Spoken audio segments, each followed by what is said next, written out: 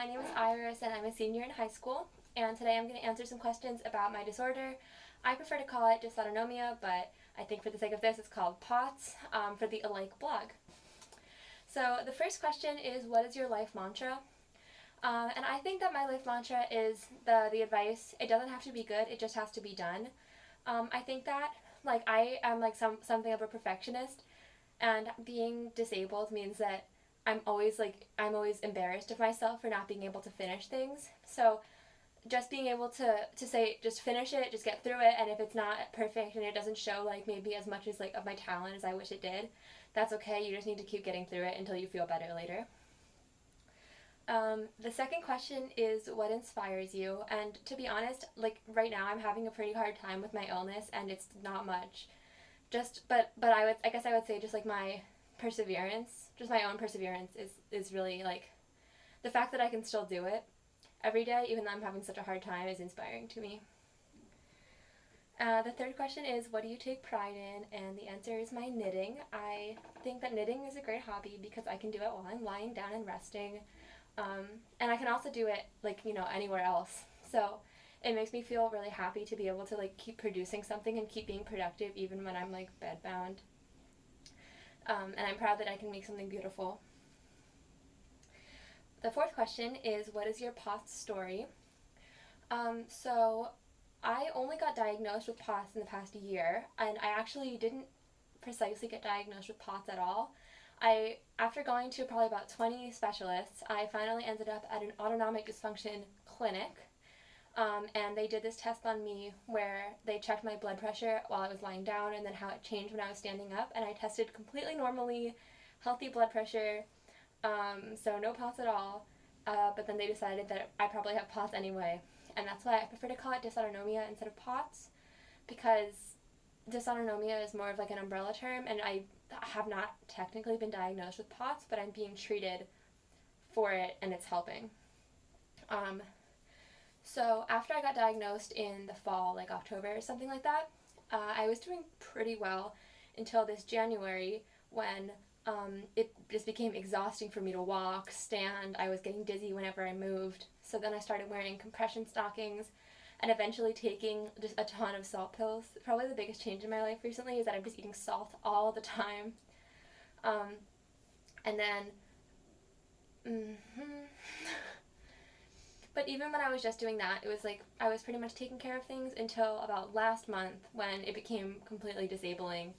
And I couldn't really walk anywhere. My mom had to drive me the 4 blocks from the bus stop to my house. And I've been having a really hard time getting back to school since then. I've been back to school for about 3 or 4 weeks now, but I haven't been doing full days of school. I can only do half days, and even that much is so anxiety inducing and stressful and painful to me. So I'm very much still in the thick of it. I wouldn't say that I'm on the other side of treatment yet.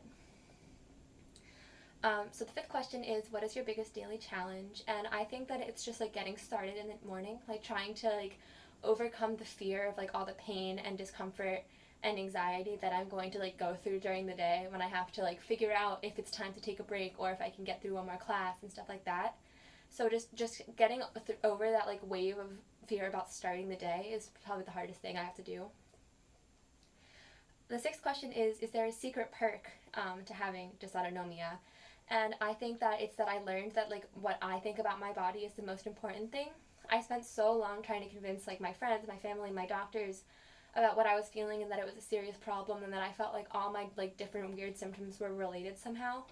And after spending so long not really being believed, finally learning that I was right and that what I think about my body is the truth, it taught me it was a good lesson to learn. The seventh question is, what is one thing you cannot live without? And this is definitely salt. I over-season all my food, and people don't like what I cook because of that. Or I complain about my parents' cooking being too bland.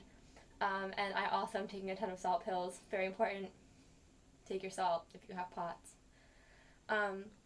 The eighth question is, why is interacting with your likes important to you? And I think that the biggest thing that helps with that likes help with is having kind of a more friendly place to ask and answer questions, like asking a doctor like what to do, like if or like one thing that was interesting to me is like I saw one of my likes posts like, is it hard for you to tie your shoes? And I had never thought about it, but when I read that, I realized that it is hard for me to tie my shoes. I need to like prop my leg up on something. I can't bend over, and just that like it's other people who are going through the same thing and they're on like different places in the same journey that I'm on is really validating in a way that, excuse me, just talking to your doctor isn't. I do think that sometimes I'm not in like the right mental place to be thinking about my illness all the time. But right now, when I'm going through such a hard time, and I'm thinking about it all the time anyway, it's really valuable to have other people who like are thinking about the same things as me, and I don't feel like I'm overwhelming them by talking about my illness all the time. And finally, what do you wish someone had told you before you were diagnosed?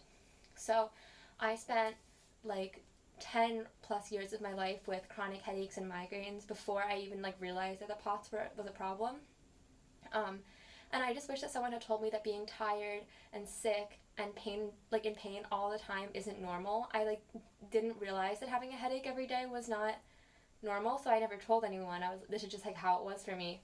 And I just wish that someone had told me that I needed to like alert people's attention to it for it to be able to be fixed.